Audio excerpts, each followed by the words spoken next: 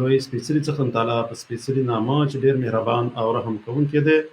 ټولو قدرمنو کتونکو او اورېدونکو ته څوک چې په دې وخت کې موږ په ژوندۍ بڼه ګوري او که څوک بیا موږ وروسته ګوري، ټولو ته ډېر زیات سلامونه او درناوی. ملګرو څنګه چې تاسو ته بجوته یي چې ځکه ما پاس په متن کې لیکلي دي کله به لکه د بلوڅو پښتنو هم په دې کله به لکه د بلوڅو پښتانه هم په دې پوه شي چې دوی پاکستانیان نه بلکې پښتانه دي.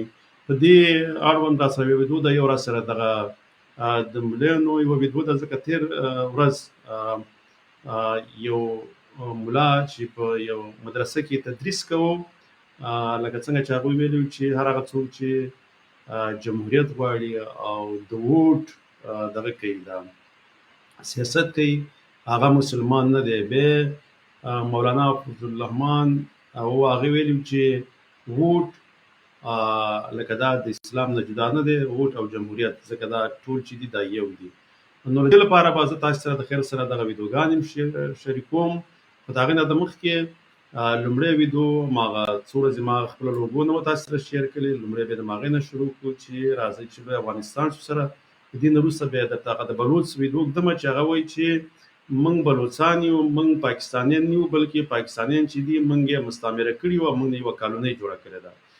نو ځکه مې دغه عنوان داسې ورکړی دی چې کله به پښتانه دا خبره کوي، ځکه پښتانه هم پنجابیانو غلامان کړي دي، خو لا تر اوسه پورې په دوی پوه نه دي چې دوی پښتانه دي، پاکستاني نه دي، بلکې په دغه کومه خاوره چې دوی اوسېږي دا د پنجابیانو مستعمره ده.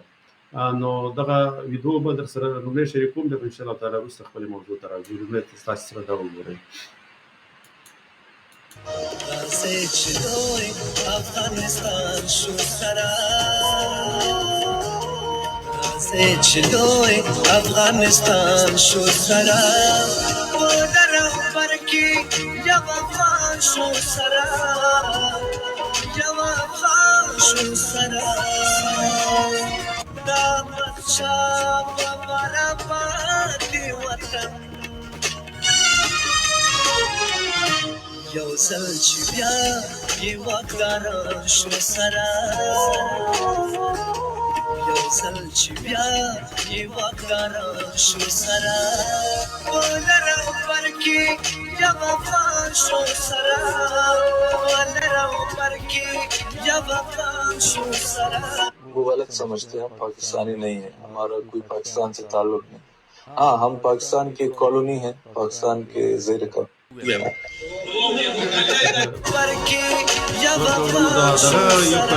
वो गलत समझते हैं, हम पाकिस्तानी नहीं है, हमारा कोई पाकिस्तान से ताल्लुक नहीं. हाँ, हम पाकिस्तान की कॉलोनी है, पाकिस्तान के ज़ेर का. دغه ویډیو چې اوس تاسو واورېدله کنه، لکه دا خپله یو بلوڅ دی او پخوا چې یو ګوند سره دی یو تعلق درلودو د بلوڅانو د ګوند سره، دا خپله وایي چې لکه موږ چې دی لکه دغې وو، دا بلوڅان یو، موږ پاکستانیان یو، خو په زوره باندې پاکستانیانو غلامان کړي وو، ځکه چې دا په دوی باندې پوه دی چې په پاکستان باندې د پنجابیانو حکمراني ده او بغیر د پنجاب نه حتی بل قوم لکه حکومت هم نشي کولی او هغه د هغه ځای لکه آزاد خپلواک وګړي نشي کېدلی. نو د دې لپاره دی خپله په دې پوه دی، دا وایي چې بلوڅان چې دي دا بلوڅان دي خو پاکستانیان نه دي. اوس چې دی لکه دوی په انګلیسي ژبه کې وایي چې د پاکستان کالوني ده، لکه پاکستان په زوره باندې نیولی دی او په دوی باندې په زوره باندې حکومت کوي. داسې دا یوازې یو بلوچ نه دی، ځکه اوس هلته بلوچستان لیبریشن آرمي چې ورته وایي چې هغې خپله خپلواکي او ازادي غواړي. څه دپاره یې غواړي؟ ځکه یو څه موده مخکې پنجابیانو یعنې د پنجاب فوز او د پنجاب په هغه وخت کې چې د مسلم لیګ حکومت و، هغوی د سیپیک دپاره یو کار کوي. سیپیک دې ته وایي چې هغه ګوادر چې دی هغه د بلوڅانو په صوبه کې دی او هغه سیپیک چې دی هغه به راسنو سره د چین دغه د لارې چې دی هغې سره به وصل کېږي او چینایان به راځي، بیا به په ګوادر کې کار هم کوي او د ټولو وسایلو باندې به قبضه کېږي د هغوی. او داسې به وي چې لکه د کار دپاره به پنجابیان او چینایان راځي، منطقه به او خاوره او سیمه چې ده هغه د بلوچانو ده هغه به قبضه کېږي، ګټه به پنجاب ته ځي، خاوره باندې به د بلوچانو چې دی هغه چینایان قابضي او دغه چې ده لکه هغې اوس کوم اکثریت چې دی د په بلوچستان کې خاص کر د بلوڅو په منطقه کې هغه چې دی هغه به د بلوچ د اکثریت نه په پنجابي اکثریت باندې بدل شي. بیا به هیڅ کله بلوچان چې د خپلواکي نشي غوښتلی. نو د دې لپاره دوی نه غواړي چې سی پی ایف چې دی هغه په ګوادر کې جوړ شي. دوی ډېره مخنیوي کړې ده، ځکه په چینایانو باندې کله کله دوی دغه هم کوي، د حملې هم پرې کوي، چینایان وژني، کله اغوا کوي، لکه د خپله د دیو په ژبه باندې اغوا کوي او تختوي، او بیا هلته لکه په هدفي وژنو کې هم وژني. ځکه دوی نه غواړي، ځکه دوی په دې باندې پوهېږي چې دغه سی پی ایف چې کومه منصوبه چې ده دا د پنجاب د آبادېدلو په بلوچ سیمو کې دا د هغوی دپاره یوه لاره ده چې دوی ورته جوړه کړې ده. نو له دې لپاره دوی خپل دغه چې دی خپل جدوجهد یا کوششونه هغې ته دوام ورکوي او کوشش کوي چې ازادي واخلي. په دې کې دوی سره ډېر زیات لکه زده کړیالان هم شامل دي، لکه هغه پوهه طبقه چې ده د بلوچانو هغه ورسره شامله ده. خو په دې کې هم لکه داسې ګلخانان په دوی کې هم ډېر دي. ګلخانان په هر قوم کې شته، لکه څنګه چې په پښتنو کې دي داسې په دوی کې هم شته چې هغه لکه پنجابیان ورته یو څه ومني، یو کرسۍ ورته ومني یا یو چوکۍ ورته ومني، بیا دوی داسې کوي چې هغه د چوکۍ په خاطر باندې هغه بلوچان چې دي بیا د پنجابیانو سره ودرېږي او خپل ورونه چې دي په هغې باندې هغه وژني، نیسي، په لکه هغې سره سم په دغه جرم کې د پنجابیانو سره دغه ځینې بلوچان ګلخانان چې دي هغه هم ورسره شامل دي. همداسې د پښتنو په سیمه باندې هم دغه د پنجابي فوز یا آرمي چې ده دغه د څو لسیزو راځي چې کوم وخت نه د پاکستان جوړ شوی، تقریبا 12 لسیزې کېږي، د 80 کالو نه لږ زیات کېږي، 4-15 کاله به کېږي، دغومره به کېږي چې دوی د پښتنو په سیمه باندې هم د انګریزانو د تګ نه وروسته دوی حاکمان دي. خو په پښتنو کې هم ډېر ګلخانان شته چې هغه لا اوسه پورې په دوی نه پوهېږي چې دوی غلامان دي خو دوی پوه نه دي، لکه دوی په دې باندې نه پوهېږي. په دې کې خاص کر زه دغه غریبه طبقې ته وایم، زه صحیح ده دغه لکه د هغوی هغه ایلیټ کلاس چې ورته دوی وایي چې هغه کلاس چې هلته په حکومت کې د پنجابیانو سره یو ځای شامل هم دی او بل یو څه پیسې هم لري، هغه که دا ورسره ومني فرق نه کوي، ځکه چې هغه په همدغه اسلام آباد کې هم ژوند تېروي، هغه د هغه ځای هغه څه چې یو څه سهولتونه چې څنګه یو ایلیټ پنجابي ته دي، یو څه ګزاره پکې دغه د پښتون هم کېږي. نو هغه خو به دا وایي چې زه د پنجاب په غلامۍ کې ما فرق نه کوي، خو زما دپاره خو یو څه سهولیات شته. خو مګر هغه پښتون چې دغه غریب پښتون دی چې ډېر زیات د پاکستان د زنده‌باد چغې مو یو ناپوهه پښتانه دي او په نورو پښتنو ته پرې کنځلې هم کوي، اصلي ګلخانان او ناپوهه دا دي، ځکه خپله ورته هلته په هغه دغه کې چې دی د پنجاب په بالادستۍ کې دوی ته هېڅ سهولتونه نشته، خو بیا هم مګر په ناپوهۍ کې خپل پښتون رول ګنځي او د پنجاب د جنډې د زنده‌باد چغې وایي او د پاکستان د زنده‌باد چغې وایي. اوسه پورې د دې نه خبر نه دي چې دوی پاکستانیان نه بلکې پښتانه دي، خو د پنجاب د غلامۍ لاندې ژوند تېروي. زه به در سره دغه بله ویډیو شریکه کړم، بیا د هغې نه بعد هغه به مو ګورئ، ځکه هغه خو ما مخکې لږ شانته په شروع کې ویلې چې یو څه موده مخکې مولانا فضل الرحمن هغې دا خبره کړې وه چې جمهوریت او اسلام دا تقریبا یو دي، خو بیا هغې کې یو بل ملا چې په مدرسه کې تدریس کوي هغه ویله چې نه، هر څوک چې جمهوریت غواړي هغه کافر دی او جمهوري نظام چې دی دا اسلامي نظام نه دی او باید مسلمانان یا اسلام پالې ډلې چې دي باید دا ونه مني. خو بیا دغه چې دی مولانا فضل الرحمن هغه چې دی هغه د اور سیاست کوي. تاسو دا ویډیو وګورئ، دې نه بعد هغه ویډیو راځي چې هغې کې دوی بیا وایي چې موږ به د امارت اسلامي نه پوښتنه وکړو چې آیا جمهوري نظام چې دی دا اسلامي دی او که نه دا کفري نظام دی. نو تاسو د هغې دا خبرې واورئ، بیا به زه پرې وروسته خپله لنډه غونډه تفصیله لرم. پاکستان کې کالوني ہے دا اوس خلاصېږي، دې نه وروسته هغه راځي. یا الله تعالی زمانه زیات د خلافت قایل څوک نشته، خو الله پاک دې دا خوله لږه چپ کا کنه دا چپ لاس راځي اسلامي نظام اسلامي یو چل ولې یو بل چل ولې نه په دې به موږ سره اتفاق وکړو. جهاد دې په چپ شه دا غرض خبري امارت اسلامي خو منې کړه اله کوره ارامت امارت اسلامي منې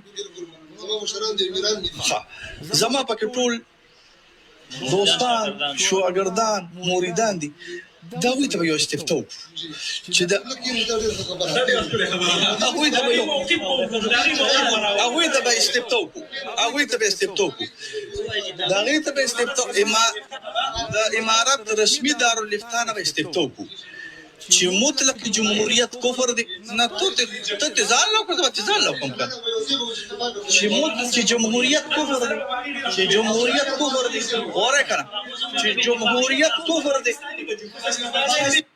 ملګرو دې کې یو عجیبه پوښتنه ده چې دا به د امارت اسلامي نه کوي ځکه هغه خو خپل هم جمهوریت خلاف دي. نو که اوس دوی دې دا پوښتنه وکړي چې تاسو په پاکستان کې زموږ مولانا فضل الرحمن د جمعیت علماء اسلام یا جمعیت اسلامي دا خو د جمهوریت د لارې غواړي سیاست وکړي، نو تاسو خو جمهوریت ته کفري نظام بیا ونه شي. زمونږ دغه مولانا فضل الرحمن او دا خلک چې غواړي دې ته به ستاسو څه جواب وي؟ نه زمونږ پاکستان کې زمونږ دپاره جمهوریت خوښوئ او که نه دې ته کفري نظام بیا وایي، موږ ته د جهاد دغه راکوئ، فتوا راکوئ. ځکه چې هغه بل سړي مخکې نه ویلې یو مولوي چې و هغه چې د کیناسو نه مخکې دا خبره وکړه چې موږ چې دی لکه د جهاد خبره باید وکړو چې په پاکستان کې جهاد روا دی. بیا دې ویله چې نه د امارت اسلامي نه خو تاسو یې منئ موږ یې منو، د هغې څخه به پوښتنه وکړو.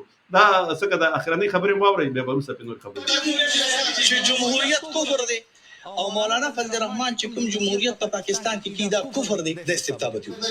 هغه جمهوریت کول کفر نه دی یا ساتي هغه کافر نه وایي، اته کافر نه وایي، هغه چې ګوره مقاطع موجود دي مسلم مولوی صاحب محترمه تاسو به زما اسپیشل لرم هغه وی ما په زمان سره سره 25 لک مولیانو کاغذ اوس جواب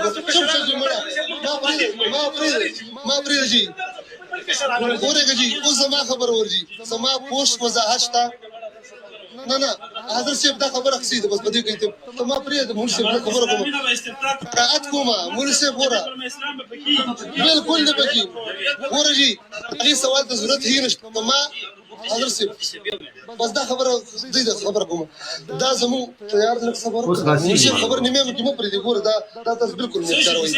تاسو د افراد ویلي چې علماء ته کافر ویلي ټول ته یو ځای باندې تاسو په اسلام راو بنا په قیامت کې په دنیا کې پریو.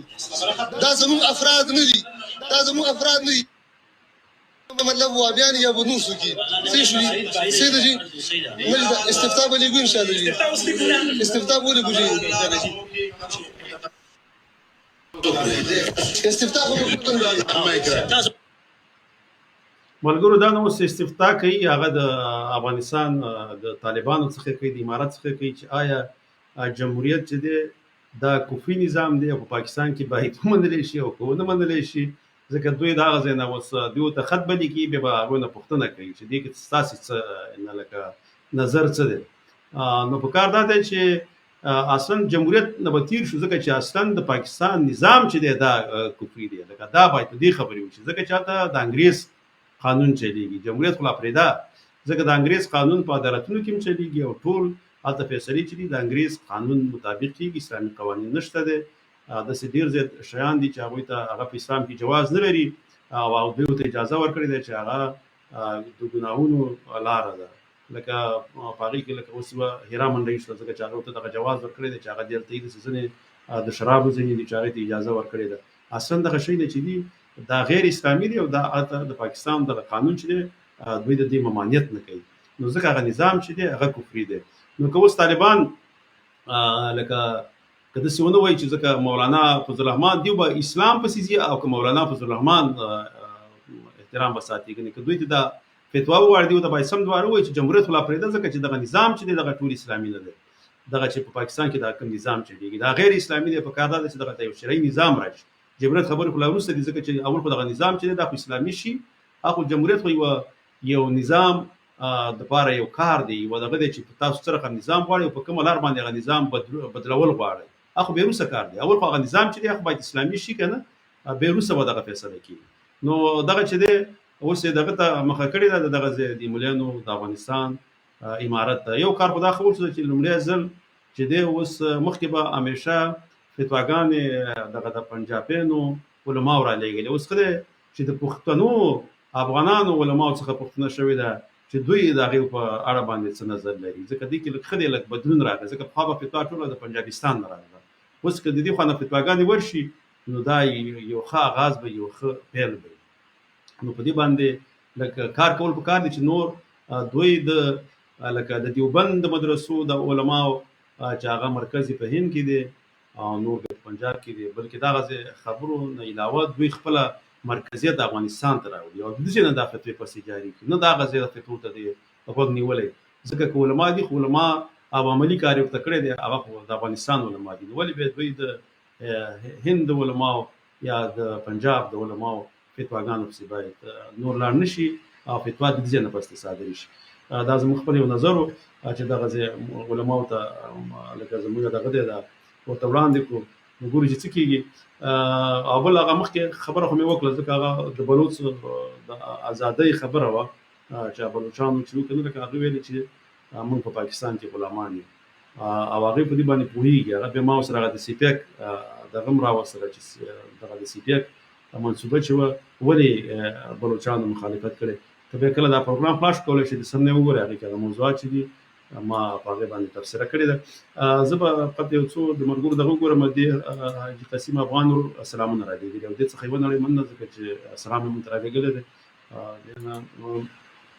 دې بل ولیکلي د آزاد پښتونستان په هیله لر او بر یو افغان د لوی افغانستان په هیله او لر او بر لوی افغانستان نړۍ مننه وروره فاروق ستانکزی ورور دی. بل دا خان کی پیکی دې سلام رالېږلی، وعلیکم السلام. د بل ورور هم سلام رالېږلی وزیري صاحب او دې ته هم وعلیکم السلام، وزیر صاحب ته وعلیکم السلام، نړۍ مننه. شباب خوستی ورور ډېر وروسته ډېر وخت وروسته مې ولیدو، وعلیکم السلام. شباب خانه که بیا ما سره په ژوندۍ بڼه راتلي انشاءالله تعالی ځکه استاد هغه جوړ شوي دي، بیا به ته زه بله ورځ لینک درولېږم بیا راشه. مننه وروره. دې ورور هم دغه چې دی وعلیکم السلام ورحمة الله وبرکاتو او ګل وزیر ور نړۍ مننه. اوس ماشاءالله ښه دی په پښتونخوا کې هم ډېر پښتانه په دې پوه دي چې دوی د پنجاب د جنډه چې ده دا د پنجاب جنډه ده او د پښتنو د محکومیت او د پنجاب د حاکمیت جنډه ده. دغه نوم چې دی دا هم د پنجاب د حاکمیت نوم دی پاکستان، ځکه دوی باید د نظام لا خلاص. نړۍ مننه ورونو. بل دې ورور سلامونه محترم زماني صاحب، مننه د ښه پروګرامونو کور مودان خوشحاله اوسئ. نړۍ مننه. ابراهیم خیل وروره الله دې ژوندی لره، خوشحاله او ژوندی اوسئ. دې بل ورور هم سلامونه رالېږلي دي، وعلیکم السلام. او دې څه لیکلي د پنجاب حکومت د یهودانو دی، بالکل موږ هم دا خبره کوو او همدې دپاره به کار کوو انشاءالله تعالی. بل ورور هم سلام رالېږلی دی، وعلیکم السلام. میر اتم ورور او شباب خوستي ورور بیا چې لیکلي دي د افغانانو یووالي روغلی او همداراز د متحده لوی افغانستان سخت ډاډمن خوبونه مې لیدلي دي، انشاءالله چې ټول به یو ګډ دیګ پخوو او په مینه به یې له شریکې کاسې خوري انشاءالله تعالی. زه خپله همداسې خبرونه ژر اورېدو ته بې صبره یم. د افغانانو ترمنځ نړۍ مننه. انشاءالله تعالی لوی افغانستان به جوړېږي، موږ ټول ورته کار به هم کوو. اول دا کار دی چې موږ اول ځوانان راویښو چې د لوی افغانستان لپاره که نه چې لر او بر افغانان په دې پوه شي چې لوی افغانستان ته یا یو واحد افغانستان ته چې لر او بر ټول پکې شاملي کار کول پکار دي. داسې نه ځکه ځینې ملګري چې زموږ د سوشل میډیا یا د سوشل رسنیو د لارې هغوی سیاست کې دوام نه لري، هغوی صرف خطي دومره کوي چې یوه ورځ هغوی ته وایي چې خپله پښتونخوا پښتنو ته وایي تاسې د پاکستان جنډه پورته کوئ، کله ورته یو څه وایي کله بل څه وایي، بله ورځ ورته بل څه وایي. نو هغه ځوانان چې دي د هغوی په هغه پالیسي کې د هغوی په هغه تګلاره کې یو دوامداره نه ده یا تسلسل پکې نشته دی. نو پکار دا ده چې دومره ښه ډېر زیات دغه هم لري هلته فالورز هم لري په ټیک ټاک کې، مګر هغوی هغه دغه چې ده تګلاره یا په کومه نظریه چې هغوی روان دي هغه صحیح نه دي، هغه صرف د فالو کولو او د خپل لایک دپاره کار کوي. داسې باید نه شي د لوی افغانستان دپاره چې ټول کار وکړي او د پښتنو د یووالي دپاره، نو بیا به دغه پروګرام چې دی دا ډېر زر پر مخ باندې لاړ شي د لوی افغانستان. زه همیشه دا خبره کوم چې ملکونه په دغه باندې په سلا باندې نه ساتلی کېږي، ځکه روسیه ښه قوي وه، ښه ډېره اسلحه یا سلاح هم درلودله، خو چې کله اقتصاد یې ضعیفه شو هغه ټول هېوادونه چې ورسره وو هغه ته جدا شولو. همداسې انګریزانو د دویم جنګ جهاني نه وروسته چې کله اقتصاد ضعیفه شو هغه څه مستعمرې چې وې هغه ته ټولې ازادې شولې. همداسې پنجاب چې دی اوس که په دې نورو صوبو باندې واکمن دی، خو چې کله ته اقتصاد ضعیفه شي، که هر څومره سره ولري، جګړې ته یې ضرورت نشته، دغه ټولې صوبې به ترې ازادېږي او دلته دا هره صوبه به ځان ته آزاد خپلواک حکومت جوړي او د پښتونخوا د جنوبي پښتونخوا صوبې به د لوی افغانستان سره یوځای کېږي او د به یو لوی افغانستان جوړېږي انشاءالله تعالی. د دې لپاره به کار کوو او اقتصاد چې دی ورځ ورځ خپله د پاکستان په کمزوري کېدلو کې دی. د ورور سلام را لېږلی دی، نړۍ مننه. نو تر بله ویدو پورې په الله جل جلاله سپارم. خوشحاله ارام او سوکاله ژوند ولرئ. د الله جل جلاله په امان.